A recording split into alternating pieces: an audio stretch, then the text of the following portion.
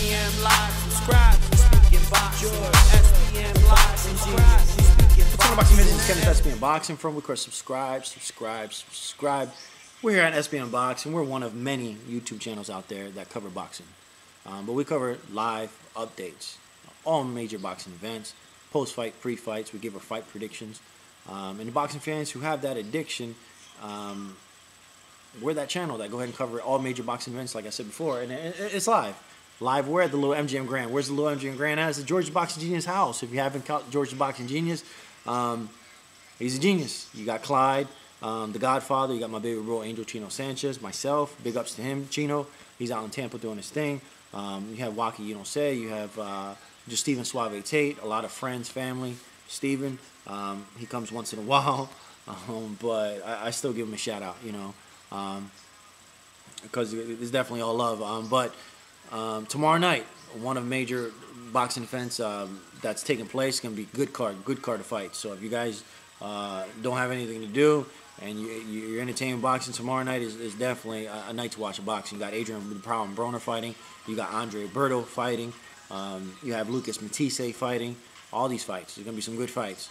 But I'll touch bases on every single one. Like I said, the weigh-in happened. Today, tomorrow night, they're going to go ahead and take place. They're going to go ahead and fight in Cincinnati, Ohio, in the U.S. Bank Arena. But I'm going to go ahead and just cover, on this video, I'm going to talk about Andre Berto. I'm a big fan of Andre Berto. I'm not going to lie.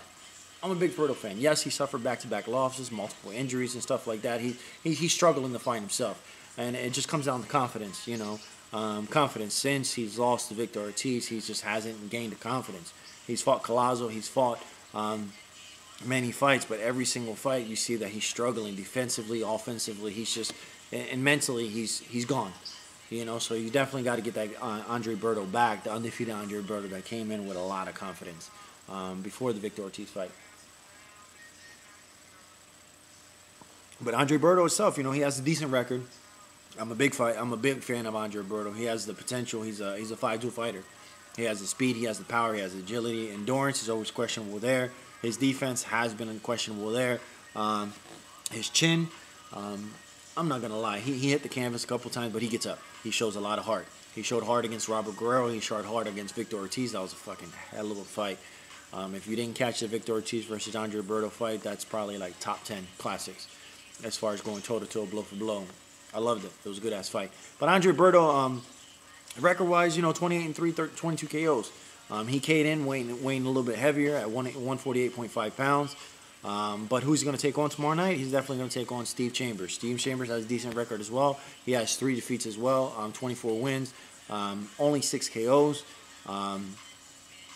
But does that basically say he doesn't have punching power? Absolutely not. He weighed at 145.5, so obviously Berto's going to come into this fight having a size advantage as far as weight. But Chambers definitely has the height advantage. Based on his last performances with Andre Berto, you kind of guess what Chambers is going to do. If he's studying the video, he's studying the footage, he's studying the tape. Berto needs to come in, clear in mind, and he has to be ready to box, ready to go all 12 rounds. If the knockout comes, the knockout comes. But, you know, in the interview on the weigh-in, I seen he's a little humble. You know, a couple losses and stuff like that humble somebody. And you can tell, I'm not saying he's a little too aggressive. He's humble. Then he's just ready to fight and do his thing, but he just needs to be mentally prepared and be overly confident coming into this fight. Like I said, he has to come in ready to fight all rounds. But look for Chambers. If Chambers is looking at the post-fight, Berto's last fight, you definitely know what the approach he's going to take. He's going to take the approach that Berto's having problems with. He's going to push the fight, high pace, and force Berto to work harder than he's ever worked before. Like I said, Berto has to gain the confidence. The confidence is definitely lost, especially with Berto has his past. He has lost 3 of his last 4 fights, including the past 2 fights, back-to-back losses. His last fight against Jesus Soto Karass, which was about a year ago, that was a 12-round stoppage loss. Berto had to get surgery this past August to repair his ruptured I don't know what the fuck that shit's called, but anyways, his ruptured shoulder blade. He had a tendon issued, and he suffered it in the Soto Karass fight. That was a tough fight. You see him fighting just one hand, and that was definitely a tough fight. Karass fought a hell of a fight. I think Berto could have did a lot better. But he had that shoulder injury. Not just that, before that, he had a left bicep injury in like February 2012. But who's Berto been training? He's been switching trainers like crazy. But for his recent trainer, who's trained Andre Ward, who's trained Amir Khan, you got Virgil Hunter. You know, Virgil Hunter has been working with him in January since he's been clear with his doctors, and he started sparring in March. But you know, like I said, I'm a big fan of Berto. My heart goes out to Berto. I like to see Berto win. I'm a fan favorite. Why am I a fan favorite? Maybe because he's from Winter Haven. Winter Haven's pretty much like 30 minutes from where I stay. 30 to 45 minutes where I stay. So I got to go with the local guy, man. I definitely got to go with the local boy, local guy. Fuck being a genius. I'm going with Berto on this fight. I'm watching this fight as a fan. Berto hasn't really dominated any opponent since, his first one knockout over Freddie Hernandez, and this was in 2010. Berto since then has lost, like I said, 3 of his last 4 fights. And he struggled his couple fights. I seen him fight Collazo, he struggled.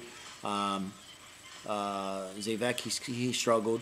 Victor Ortiz, he's definitely struggled. So, that's definitely a chip on the shoulder, a chip in his armor. And exposed him a little bit. But like I said, Virgil Hunter has been working on him. Virgil Hunter definitely has the experience. He definitely has what it takes to get Andre Berto back. But I just hope defensively he can keep his mind clear and don't struggle as far as if you're going to use the shoulder roll or not. Just come in feeling comfortable and just doing your thing. I think this fight right here is a good not a tune-up fight, because he definitely doesn't need a tune-up fight. Any fight, he's going to struggle, but he definitely needs to win. He definitely needs to win underneath his belt. But anyways, guys, I'm going to go ahead and watch the other videos. I'm going to go ahead and cover my fight predictions on this fight. On the other fights with Lucas Matisse, with Adrian, the Problem Broner. But anyways, guys, this is Kenneth, SBM Boxing. Friend request, subscribe. Let me know what you guys think. Let me know what you guys think as for Andre Berto. You think Andre Berto's going to come out victorious? I already know what you guys are going to think. Man, fuck Andre Berto. Andre Berto's washed up. But instead of writing off a fighter, if Andre Berto wins, who would you like to see him fight? All right? Let me know what you guys think. Have a good one.